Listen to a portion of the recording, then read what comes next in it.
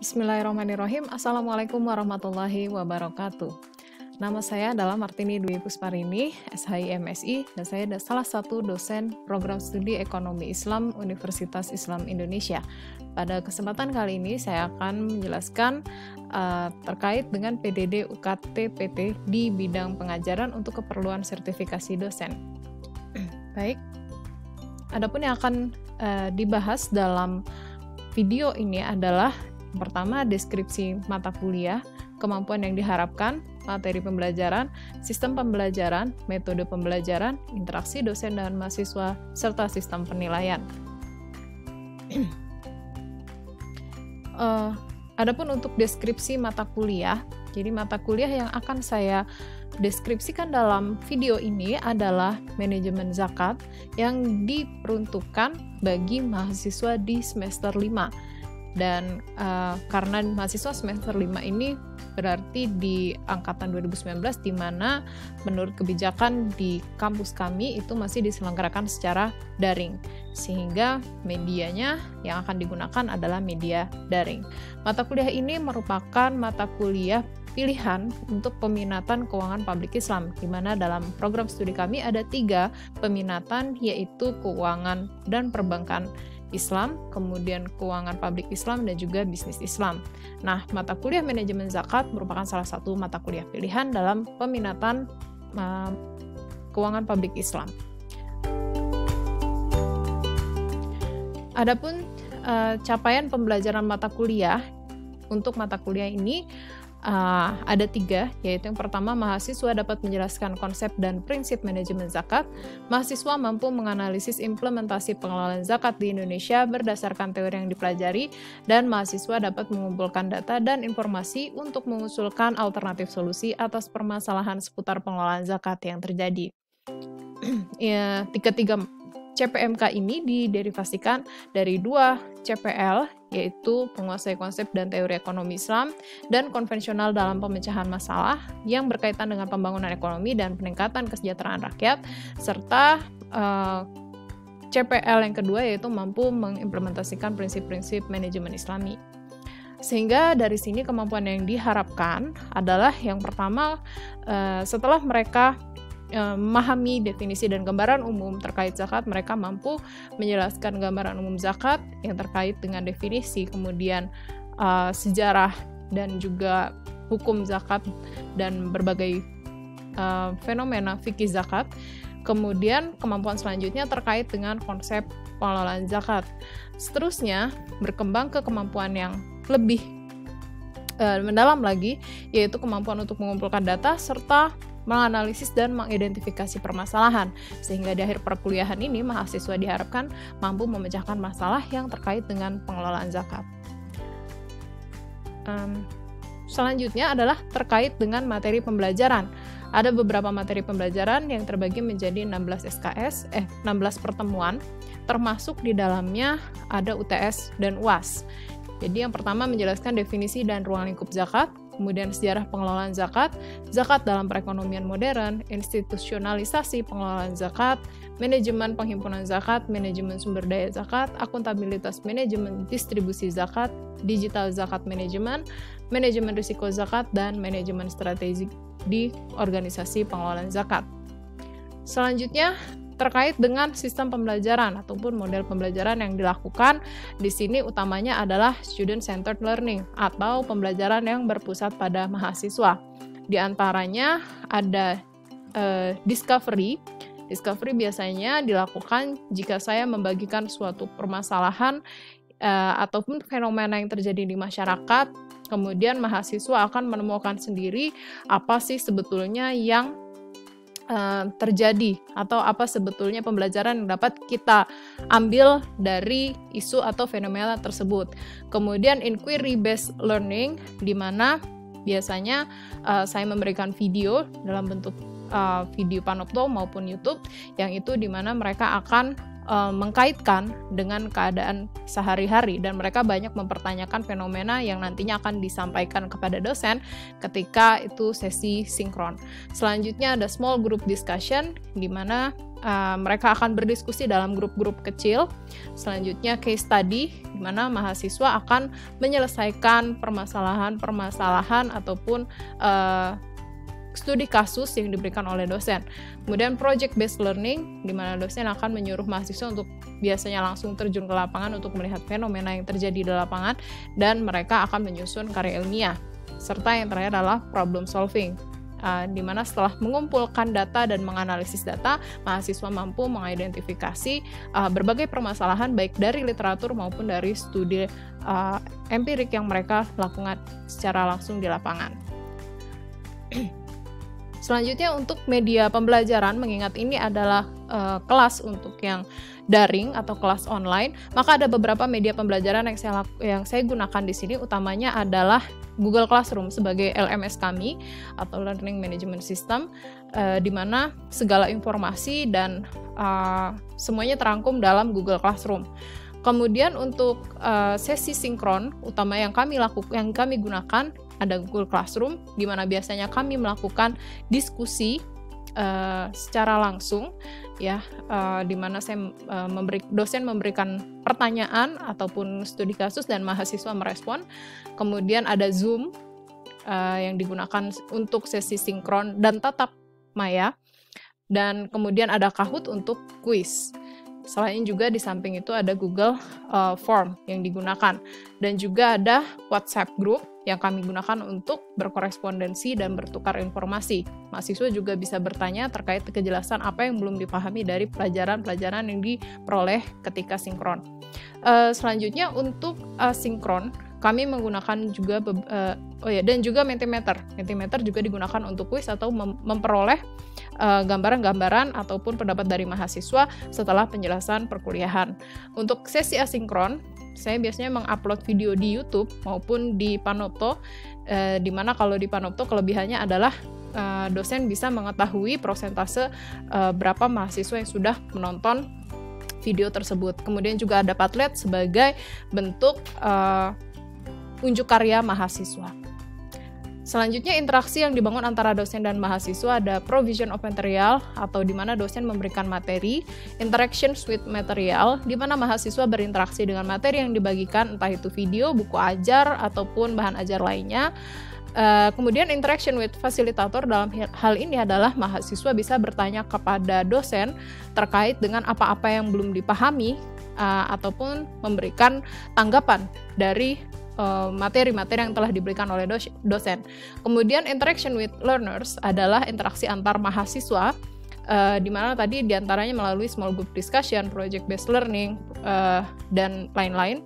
Yang terakhir adalah interaction, di mana mahasiswa melakukan self assessment atau mereka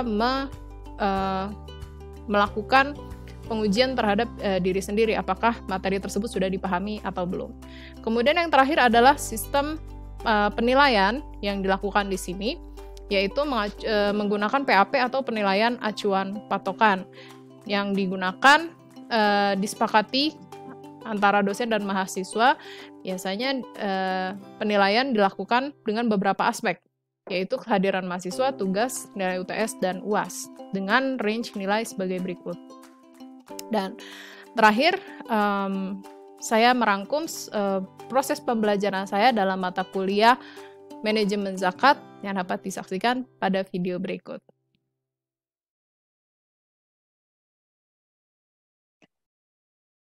Oke, Bismillahirrahmanirrahim. Assalamualaikum warahmatullahi wabarakatuh. Waalaikumsalam warahmatullahi wabarakatuh. Alhamdulillahirabbil alamin. Wa bihi nasta'inu ala umuri dunya waddin. Assalatu wassalamu ala asyrofil anbiya'i wal mursalin wa ala alihi wa sahbihi ajmain. Amma ba'du. Alhamdulillah kita bisa ketemu kembali untuk mata kuliah manajemen zakat, dan kali ini kita di pertemuan ke-6 ya teman-teman. Baik, sebelum memulai perkuliahan marilah kita berdoa bersama-sama demi kemudahan dan keberkahan perkuliahan kita. Berdoa dimulai.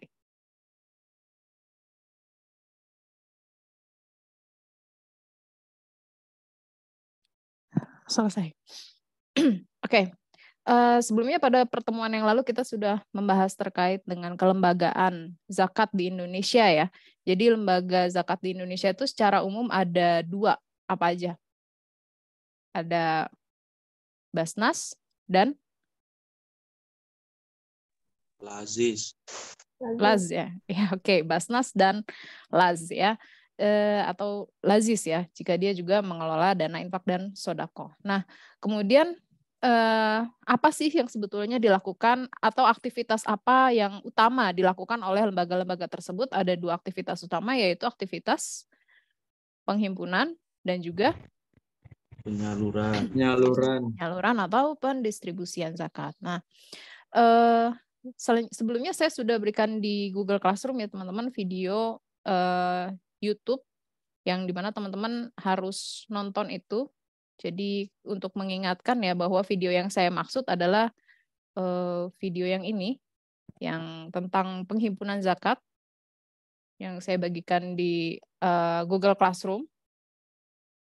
Ini ya, teman-teman masih ingat kan? Nah, jadi hari ini kita cuman akan mereview gitu ya, beberapa hal yang terkait dengan fundraising yang belum saya jelaskan dalam video tersebut. Nah, lengkapnya nanti bisa teman-teman baca juga di buku ajar, di buku manajemen zakat studi kritis UU nomor 23 tahun 2011 yang juga udah saya bagikan di Google Classroom. Baik, saya akan mulai penjelasan terkait dengan manajemen fundraising. Kita awali sesi ini dengan basmalah. Bismillahirrahmanirrahim. Baik, manajemen fundraising ya. Jadi yang akan dibahas pada pertemuan ini diantaranya adalah definisi, kemudian ruang lingkup, penghimpunan zakat, strategi, kemudian kita akan melihat gambaran penghimpunan zakat di Indonesia dan permasalahan apa saja yang terjadi dalam penghimpunan zakat di Indonesia khususnya.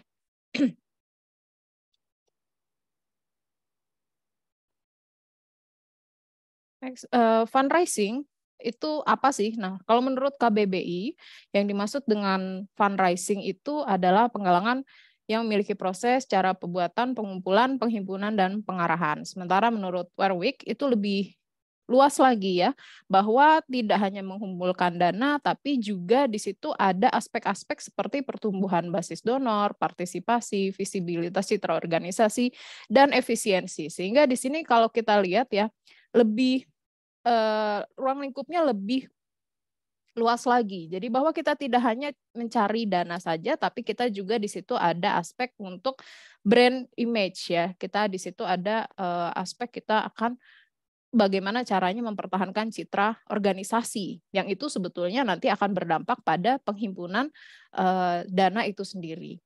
Selanjutnya ruang lingkup penghimpunan zakat di sini meliputi segala kegiatan yang mencakup upaya penggalangan zakat baik yang berupa uang maupun materi lain gitu ya untuk dapat disalurkan kepada golongan atau asnaf. Nah, fokus utamanya itu tidak hanya pada aktivitas penghimpunan zakat saja, teman-teman, tapi juga di situ ada aktivitas untuk yang tidak kalah penting yaitu untuk membujuk, mengingatkan, merayu, bahkan memaksa gitu ya. Jadi di sini sebagaimana kita tahu ya dari pertemuan yang lalu bahwa undang-undang kita yang nomor 23 tahun 2011 itu belum mengikat ya. Ada nggak sanksi bagi orang yang tidak bayar zakat? Nggak ada ya. Sehingga di sini sebetulnya untuk ruang lingkup penghimpunan zakat kita juga perlu ada aspek edukasi, ada perlu aspek sosialisasi. Nah, di mana itu dibutuhkan ya dalam proses penghimpunan zakat. Karena masih banyak tuh masyarakat ya, berdasarkan jurnal yang pernah saya baca, itu salah satu kenapa masyarakat itu tidak membayar zakat karena mereka nggak tahu gitu. Nah, baik selanjutnya strategi penghimpunan zakat.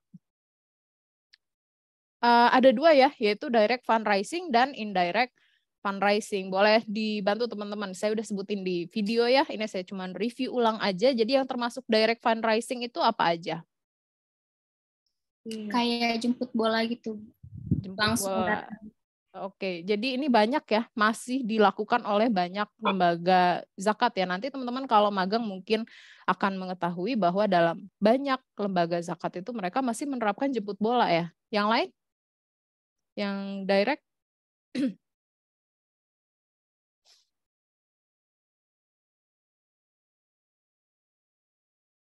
Oke, bisa juga melalui kampanye langsung ya. Misalnya kita langsung berangkat atau misalnya seperti lembaga Basnas yang kemudian dia berangkat langsung ke institusi institusi pemerintah yang dia melakukan sosialisasi langsung gitu. Sosialisasi langsung. Nah, yang lain kalau indirect fundraising itu mencakup apa aja? Contohnya? Misalnya pemotongan dari penghasilan, Bu. Oh iya, potong zakat dari gaji ya. Itu indirect. Terus yang lain apa? Kalau secara sosialisasinya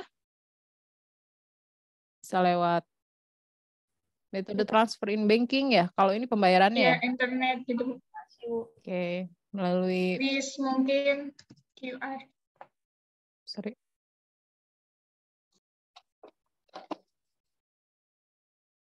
Internet, sosialisasi melalui internet, melalui pembayaran QRIS ya, bacanya apa sih? QRIS dan lain-lain ya.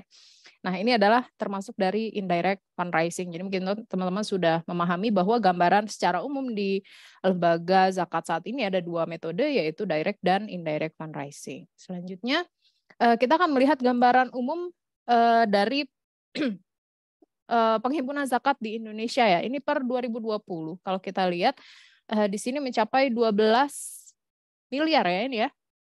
Atau naik 2 miliar, sekitar 2 miliar. Kita fokus pada pengumpulannya aja ya. Naik 2 miliar dari tahun 2019 yang artinya sesungguhnya ini semakin bertumbuh ya. Tapi kalau kita lihat dari potensi zakat di Indonesia ya di tahun 2020 itu sebetulnya total potensinya mencapai 327,6 triliun gitu. Nah, tadi kalau kita lihat ya di tahun yang sama realisasi pengumpulannya realisasi itu cuma mencapai 12 M. Berarti itu hanya sedikit sekali ya persentasenya, mungkin hanya sekitar 2%-an gitu. Nah, sebetulnya di sini ada suatu permasalahan. Nah, saya minta teman-teman untuk juga berkontribusi memikirkan sebetulnya ada permasalahan apa gitu ya dalam kita kenapa tidak terrealisasi potensi yang sangat besar ini. Oke. Untuk itu saya minta teman-teman untuk bergabung di Mentimeter ya.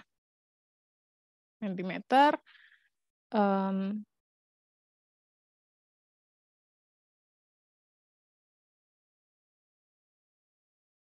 baik, silakan gunakan kode yang nanti akan saya tuliskan di chat box. Nah, ini silakan dibuka Mentimeter, kemudian tuliskan kode tersebut ya, menti.com, terus dituliskan kode tersebut. Nanti akan saya bagikan hasilnya. Untuk pertanyaannya adalah, apa sebab rendahnya penghimpunan zakat di Indonesia? Oke. Silakan ditulis.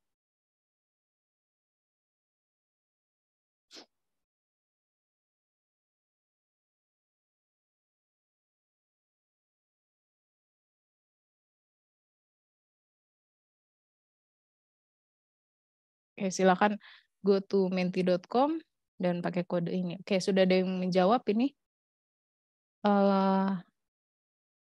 Ada yang bilang kurangnya literasi keuangan. Oke.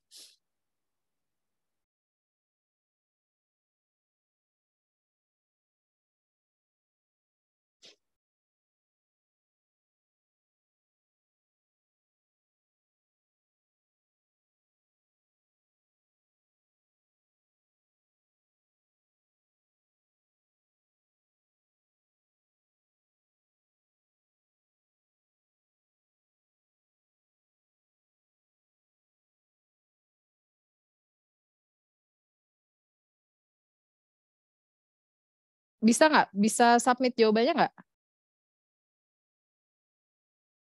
Bisa, Bu. Sorry. Oke, baik. Ini ada beberapa jawaban ya. Kurang kepercayaan, ada kurangnya kesadaran masyarakat, kurangnya literasi. Oh ini cukup menarik ini. Kurangnya literasi masyarakat terhadap urgensi penghimpunan zakat melalui lembaga zakat. Jadi memang sekarang orang lebih prefer untuk bayar zakat secara langsung mungkin ya. Karena memang mereka nggak tahu apa sih pentingnya kita membayar zakat melalui lembaga zakat. Kemudian kurangnya pengetahuan keagamaan. Nah ini juga banyak ya. Misalnya masyarakat petani mereka nggak tahu tuh harus bayar zakat pertanian misalnya. Kurangnya sosialisasi, tuh. Kemudian sistem kelembagaan masih belum merata. Nah ini maksudnya gimana nih? Ini saya nggak tahu siapa yang jawab ya. Sistem kelembagaan yang masih belum merata hingga daerah tingkat bawah. Oh mungkin LAS belum menjangkau sampai tingkat kecamatan mungkin gitu ya maksudnya ya, belum sampai tingkat desa gitu. Oke, sehingga mereka lebih prefer ke masjid yang di mana-mana ada. Itu betul juga sih. Kemudian kurangnya sosialisasi pentingnya zakat, kurangnya pembangunan brand image, dan masih sulitnya menghimpun zakat di masyarakat pedalaman. Oke, betul. Jadi masih terbatas juga ya lembaga zakat yang ada menjangkau sampai ke desa-desa. Selanjutnya, masih rendahnya keyakinan terkait kewajiban membayar zakat. Rasa takut miskin ketika bayar zakat ya mungkin di beberapa masyarakat ya. Oke. Betul. Jadi memang intinya adalah sebagian besar yang saya baca dari respon teman-teman itu adalah masih rendahnya literasi dan juga edukasi terkait dengan penghimpunan zakat atau mereka bahkan belum tahu ya kalau zakat itu mungkin wajib untuk ditunaikan atau harta apa saja yang wajib dikeluarkan zakatnya. Oke, baik kita kembali lagi ke sini. Terima kasih teman-teman responnya. Nah ini kalau kita lihat sebetulnya bahkan pertumbuhan pengumpulan zakat dan dana sosial keagamaan lainnya itu semakin bertumbuh ya dari tahun ke tahun gitu dan dia selalu positif seiring dengan predikat Indonesia sebagai negara paling dermawan di dunia gitu ya di tahun 2021. Nah, ini merupakan suatu sinyal positif di mana sebetulnya kita bisa memanfaatkan hal tersebut untuk memaksimalkan realisasi potensi zakat itu sendiri. Nah, tadi terkait dengan apa sih sebetulnya yang menjadi permasalahan ya? Itu tadi dari sisi masyarakat kalau saya baca secara umum adalah rendahnya sosialisasi dan edukasi kepada masyarakat, tapi juga dalam segi kelembagaan itu yang pertama adalah kurangnya sumber daya manusia. Jadi sebagaimana kita pahami ya, nanti di pertemuan yang akan datang kita akan bahas lebih lanjut terkait dengan sumber daya manusia yang ada di lembaga zakat. Tapi umumnya mereka masih merangkap itu. Jadi masih ada misalnya dia pegawai atau amil yang dia merangkap gitu ya, merangkap jabatan. Dia misalnya PNS di Kementerian Agama, kemudian dia menjadi pejabat ataupun amil di Basnas gitu. Serta kemampuan atau skillnya juga ya. Sehingga di sini sekarang sudah ada yang namanya sertifikasi amil yang itu nanti akan kita bahas lebih lanjut sebetulnya di pertemuan yang akan datang ya. Bahwa ini juga penting untuk menegaskan bahwa amil itu juga seharusnya memiliki kompetensi dan kualifikasi tertentu gitu ya. Tidak hanya sembarang orang saja gitu. Kemudian selanjutnya terbatasnya penataan sistem, sinergi dan integrasi pengelolaan zakat secara nasional. Nah, ini juga menjadi permasalahan ya secara kelembagaan di mana tidak ada database. Nah, dari masing-masing lembaga zakat gitu. Sekarang itu sudah ada namanya Simba, tapi ini belum juga dimanfaatkan secara full oleh Basnas ataupun LAS yang ada di Indonesia. Ini juga merupakan suatu permasalahan dan yang terakhir kurangnya akuntabilitas ya. Tadi ada beberapa teman-teman yang menyatakan memang rendahnya penghimpunan zakat di Indonesia juga disebabkan oleh kurangnya akuntabilitas pengelolaan zakat. Baik, itu tadi beberapa permasalahan yang bisa kita rangkum ya dalam penghimpunan zakat itu sendiri. Dan selanjutnya, oke, di sini sudah berakhir ya. Untuk pertanyaan-pertanyaan nanti kan kita lanjutkan dalam diskusi di Google Classroom dan juga teman-teman ada tugas untuk mereview jurnal tentang penghimpunan zakat yang itu sudah saya unggah di Google Classroom. Nanti untuk ketentuannya seperti ini saya sudah bagikan di Google Classroom seperti biasa bahwa teman-teman harus menuliskan identitas, ringkasan jurnal, bagian pembahasan dan penutup dan perlu diingat bahwa jangan asal kopas ya dan mereview itu juga bukan merangkum atau meresum jurnal, tapi teman-teman nanti harus memberikan pandangan pribadi atau perspektif pribadi terhadap jurnal yang Anda review.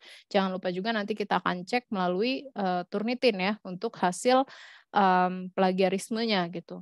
Nah, ini judul yang akan nanti teman-teman baca ya supaya teman-teman bisa melihat gambaran bagaimana sih kampanye zakat di Indonesia selama masa pandemi COVID-19. Baik. Ini nanti akan dikumpulkan.